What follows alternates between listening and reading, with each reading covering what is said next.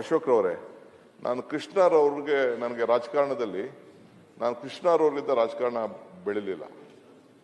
ಬಂಗಾರಪ್ಪನವರಿಂದ ನಾನು ವಿದ್ಯಾರ್ಥಿ ರಾಜಕಾರಣ ಮಾಡಿದ್ದು. ಡಿಫರೆನ್ಸ್ ಆಫ್ ಒಪಿನಿಯನ್ ಬಂತು. ಬಂಗಾರಪ್ಪನವ್ರನ್ನ ರಾಜೀನಾಮೆ ಕೊಡುವಂಥ ಸಂದರ್ಭ ಬಂತು. ಅವರು ರಾಜೀನಾಮೆ ಕೊಟ್ಟರು.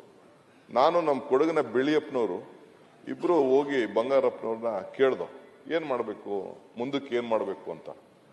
ಅವರು ಇನ್ನೂ ರೆಸಿಗ್ನೇಷನ್ ಕೊಟ್ಟಿರಲಿಲ್ಲ. ಸ್ವಲ್ಪ ನಮ್ಮಲ್ಲಿ ಇಂಟರ್ನಲ್ ಪ್ರಾಬ್ಲಮ್ಸ್ ಜಾಸ್ತಿ ಆಯಿತು.